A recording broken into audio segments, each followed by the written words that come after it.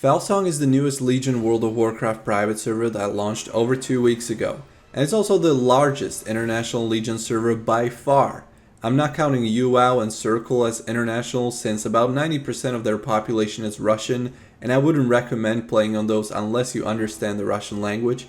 But as you might know, I did not enjoy playing on Felsong during the launch.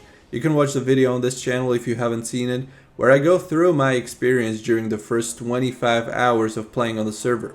But we have some unfinished business here.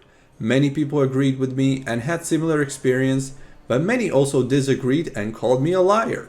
Either way, I wanted to go back and give the server one more chance before I'd quit, so although I didn't play WoW for 2 weeks, I came back to see how Felsong is, just as Season 1 on Felsong began, opening the first PvP season, Mythic Plus dungeons, and the first raid, Emerald Nightmare, on normal and heroic modes.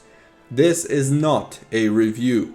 I spent a few hours playing on Felsong throughout the past 3 days, and I'm not even close to max level yet.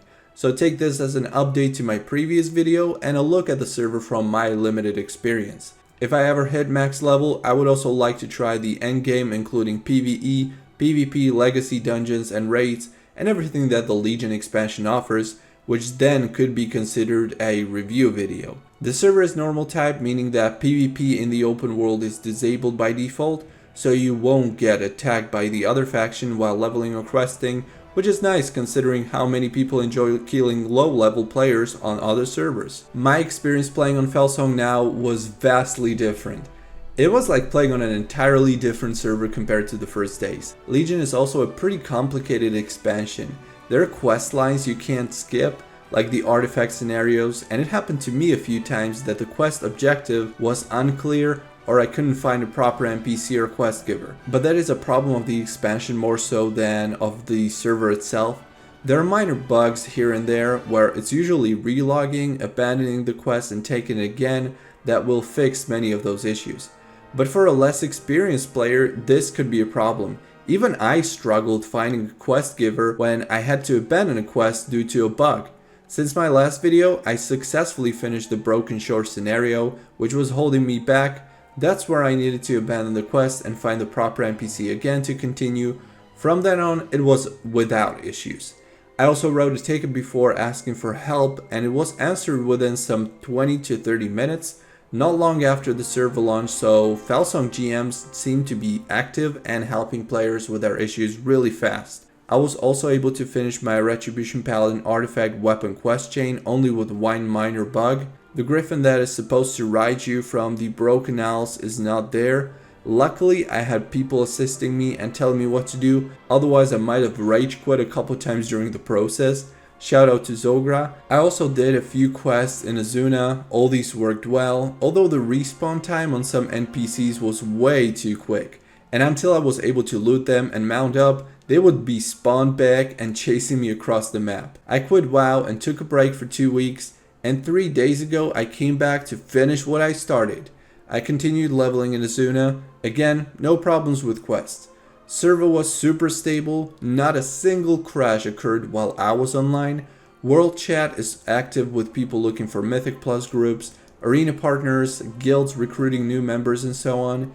Felsong is currently probably in the top 10 most populated World of Warcraft private servers in the world. The question is, whether they can sustain it long term. Around 9 AM in EU, you already have around 1,000 players online on the server, and it goes up to around 4,000 in the evenings. The experience rate is either times 1.5 or times 2. I can't tell since they claim both on their website. But if you don't want to level, Felsong just introduced a level boost to their donate store. And this could be an entire section of this video. Felsong is made by Firestorm and Freakz, which are both some of the biggest pay-to-win servers in the world.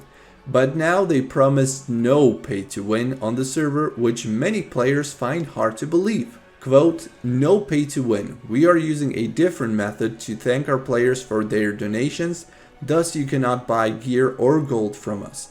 On Felsong, anything that makes your character more powerful must be obtained in-game." End of quote. You can still buy a bunch of things through Donate. Almost everything you could think of is accessible on their website store, including the aforementioned level boost to level 110, which costs 450 Fel coins, that is around 35 euros without discounts. You can also choose from tons of mounts, pets, transmogs from all expansions. You can even buy titles for your characters, services such as rename, appearance change, race and faction change. You can buy bags and heirlooms, and you can even buy allied races for around 20 euros, which aren't accessible in game yet as it is 7.3.5 content. That is the last Legion patch, which won't be live on Felsong until maybe a year from now at best. So if you see anyone on Felsong play an allied race character, spit on them. Just kidding. You could even buy name reservations before the server was launched. So it is safe to say the donate store ain't going anywhere, and I'm expecting Felsong to go as hard on promotions and Felcoin discounts in the future, just like they do on Firestorm, where a couple times per month I'm getting announcements about some discounts on Firestorm Discord. And you can also expect them to be adding more donate options in the future too.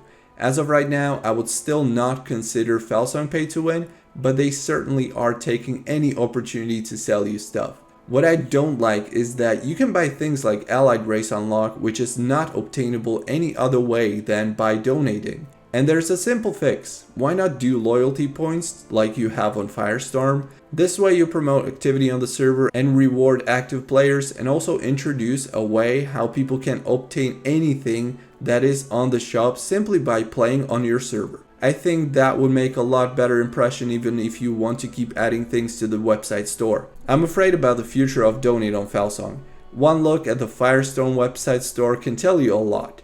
There's literally like 20 to 30 different categories of things and services you can buy on Firestorm, most of them only being available for the donate coins. But more on that maybe in a future video. A friend also told me today about his experience raiding in Emerald Nightmare, and he said that some bosses don't even do anything, that it's no challenge even on heroic. So I can't wait to see it all for myself eventually once I get there.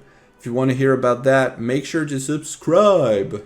And I will see you in a full Felsong review. I wrote a ticket, so I'm now awaiting the response.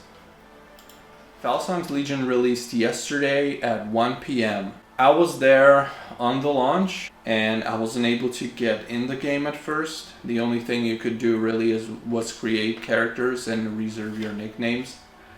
There was supposedly some 3,000 players at the very first minutes of the launch. It was a constant lag. Literally the first ability that I pressed when I logged in, it didn't go on cooldown at all until eventually the server crashed. And the nickname is gonna be subscribe, to remind you all to subscribe to the channel and like the video, of course.